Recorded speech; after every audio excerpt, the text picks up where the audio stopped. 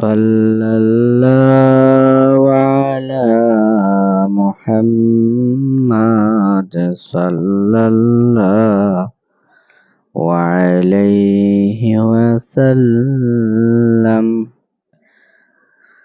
আমি এখানে সূরা তিলাওয়াত করলাম। আরম্ভণীর মধ্যে আল্লাহ ফরমান তাবারাকাল্লাযী বিয়াদিহিল মুলক ওয়া হুয়া আলা কুল্লি শাইইন কাদির আল্লাযী খালাকাল মাউতা ওয়াল হায়াতা লিয়াবলুয়াকুম আইয়ুকুম আহসানু আমালা ওয়া হুয়াল আজিজুল গফুর الذي خلق 7 سماوات طباقا ما ترى في خلق الرحمن من تفاوت فارجع البصر هل ترى من فتور ثم ارجع البصر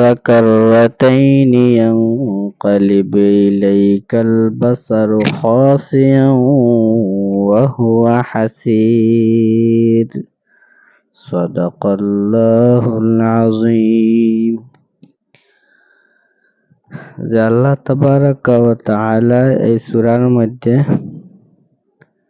কিছু জিনিস মাতিয়েছেন। আল্লাহ ফরমান তাবারাকাল্লাযী বিয়াদিহিল মুলক। তাবারাকাল্লাযী বড় বরকত ও আল্লাহর, বিয়াদিহিল মুলক যে আল্লাহর হাতের মধ্যে সমস্ত মালিকানা, সমস্ত রাজ। ওয়া হুয়া আলা কুল্লি শাইইন কাদির, ও আল্লাহ সব থেকে সর্বশক্তিমান, কাদির সব কিছু তাই করতে পারেন।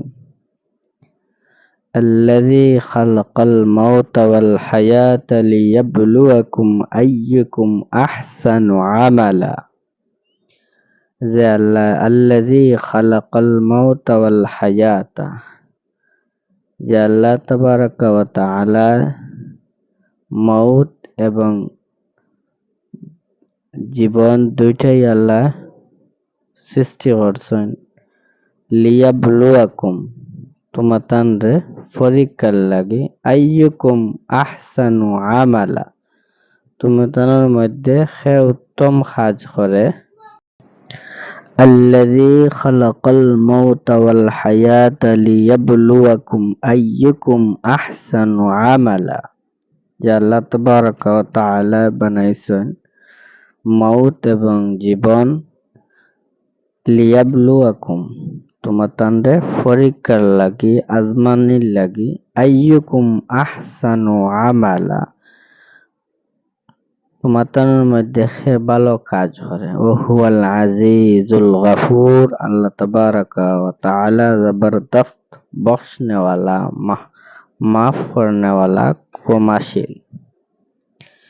আল্লাযী খালাকা 7 সামাওয়াতিন তিবাকা, আল্লাহ তাবারাকা ওয়া তাআলা 7টা আসমান বানাইছেন তবকায় তবকায়। 7টা আসমান মানে এখান একটার উপরে আরেকটা, আরেকটার উপরে আরেকটা, 7টা বানাইছে। বানাইয়া আল্লাহ কইতরা মা তারা ফি খালকির রহমানি মিন তাফাউত। মা তারা মা তারা তুমি দেখতরা, ফি খালকির রহমান রহমানের সৃষ্টি, রহমানের যে জিনিস বানাইছেন এই জিনিস তুমি দেখতরা, মিন তাফাউত কোনো ফরক আসেনি, কোনো ফরক, কোনো হুদ, কোনো ভুল দেখতে পাইতা নাই। মা তারা ফি খালকির রহমানি মিন তাফাউত, আল্লাহ রাব্বুল আলামিনের সৃষ্টি জগতের মধ্যে কোনো খুঁত, কোনো ভুল টুকাইয়া পাইতা নাই। আল্লাহ কইতা ফারজিল বাসারা, দ্বিতীয়বার 2 বার তোমার বাসার চক্ষু দিয়ে চতুর্দিকে তুমি তাকাইয়া দেখো হাল তারা মিন ফুতুর, কোনো খমি আসেনি, কোনো ত্রুটি আসেনি, দেখো। সুম্মার জাইল বাসরা, আবার তোমার চোখে চতুর্দিকে লুটাও, ঘুরাও, চাও, তাকাও। কাররাতাইনি ইয়ানকালিব ইলাইকাল বাসারু খাসিয়ান ওয়া হুয়া হাসির, চতুর্দিকে যখন তাকাইবা তখন তাকাইয়া কিছু পাইতে না, আবার তোমার কাছে তোমার দৃষ্টি তোমার কাছে আইব এবং তুমি তেন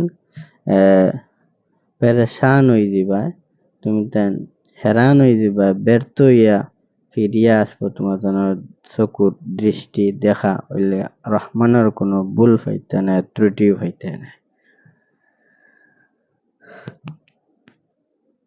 এই সূরার মধ্যে আরো অসংখ্য কিতা আছে, কথাগুলা আছে, তাই মুখতাসার এই 4-5টা আয়াতে তর্জমা করলাম এবং এই সূরার ফজিলত সম্পর্কে আল্লাহ তাবারাকা ওয়া তাআলা যদি তৌফিক দেন আমি সামান্য কই। 1 নম্বর, হযরত আব্দুল্লাহ ইবনে মাসউদ রাদিয়াল্লাহু তাআলা আনহু রওয়ায়াত ফরমাইতরা যে যখন মানুষ লাশ মারা যায়, যখন খবরও রাখা হয়, তখন আযাবের ফেরেশতা কবরের মধ্যে আসেন, কবরের মধ্যে আইন ফা বাইদি পিছনে দি ফা যেদিকে তো দক্ষিণ তুলা রাখা হয়, তখন ফা বাইদি আযাবের ফেরেশতা আয়। তখন 2টা ফাওয়ে জবাব দেয় আযাবের ফেরেশতারে যে তোমরা শাস্তি দিতে পারতে না, তোমরা শাস্তি দিবার অধিকার নাই, কারণ আমি এই বান্দা প্রতিদিন রাত্রে সূরা মুলক আমল করছে। সুবহানাল্লাহ। এই মুলকের আমলের কারণে ফেরেশতা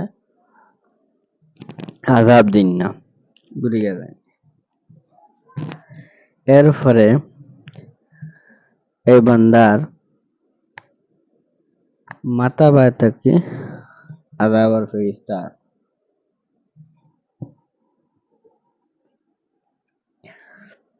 মাথার দিক থেকে যখন আযাবের ফেরেশতা তখন আযাবের ফেরেশতারা হয় তোমরা মাথার সাইড থেকে আওয়াজ যায় যে তোমরা এই বান্দার আযাব দিতে পারতে না, কারণ এই বান্দা সূরা মুলক তিলাওয়াত করে। রাসূলুল্লাহ সাল্লাল্লাহু আলাইহি ওয়াসাল্লাম ফরমান, কেউ যদি কবরের আযাব থেকে বাঁচতে চায় তাহলে বেশি বেশি প্রতিদিন রাত্রিবেলা সূরা মুলক তিলাওয়াত করলে আযাব থেকে রেহাই পাইব। এই সূরা যদি বেশি বেশি পড়ে কেউ তিলাওয়াত করা তাহলে এই ব্যক্তির বিপদ দূর হয়ে যাব, অভাব তাহলে অভাবও দূর হয়ে যাব। নিয়ম মতে যদি এই সূরা কেউ পাঠ করে ডেইলি রাত্রিবেলা আসার পরে, কিয়ামতের দিন এই সূরা আল্লাহ তাবারাকা ওয়া তাআলার নিকট শাফাআত করব এবং এই সূরার বদৌলতে আল্লাহ তার যত ধরনের গুনাহ আছে মাফ করিয়া দিয়া বেহেশতের বাসিন্দা বানাইবা। সুবহানাল্লাহ। একটা সূরা পাইলাম, এক ফজিলত ইবনে মাসউদ থেকে পাইলাম, আযাবের ফেরেশতা থেকে রক্ষা পাইবা। নবীজি ফরমাইছেন ফার দিকে আযাবের ফেরেশতা আইতে সময় এই সূরা বাধা দেয় এবং মাথার দিকে আইতে সময় বাধা দেয়। নবীজি ফরমায় কবর থেকে আযাব থেকে বাঁচতে চাও তাহলে সূরা মুলক তিলাওয়াত করো, তুমি যেন রেহাই পাইবে। 2-3 নম্বর ফাইলা সূরা বেশি বেশি পড়লে বিপদ দূর হয়, ঋণ থেকে মুক্ত হয় এবং কিয়ামতের দিন এই সূরায় শাফাআত করেন। এই সূরার ওসিলায় আল্লাহ সগীরা গুনাহ মাফ করিয়া কবিরা গুনাহ মাফ করিয়া আল্লাহ বেহেশতবাসী বানাইবেন। 4 নম্বর, এই সূরা যদি প্রতিদিন ডেইলি আমল কোনো মানুষ করে তাহলে কবর আযাব থেকে রেহাই পাইব। এছাড়া আর 5টা জিনিস কেউ করে তাহলে কবরের কাছ থেকে রেহাই পাইব। একটা হইল বেশি তসবিহ পড়তো, শুদ্ধ করে কোরআন তিলাওয়াত বেশি বেশি করে পড়তো, গরিব অখলরে দান করতো, আর প্রস্রাব করার পরে ডিলাগুলো ব্যবহার করতো, পানি লইতো এবং হ্যাঁ 5টা জিনিস করতো আর 3টা জিনিস ছাড়তো। এক মিথ্যা মাত ছাড়তো, লাগাবাজি ছাড়তো, গিল্লা করা ছাড়তো। এই 5টা আমল করতো, 3টা ছাড়ে যদি এই বান্দার আল্লাহ বেহেশত নসিব করবা।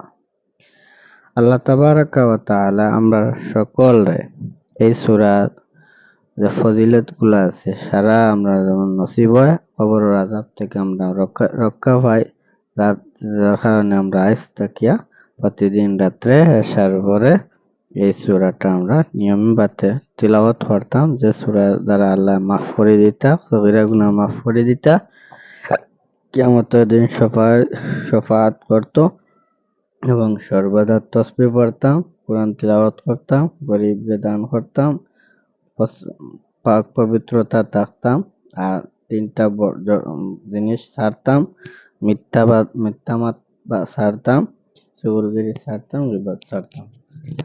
আল্লাহ তাবারাকা ওয়া তাআলা এইগুলারে আমরা সকলে আমল করবার তৌফিক দিতা, বুঝার তৌফিক দিতা।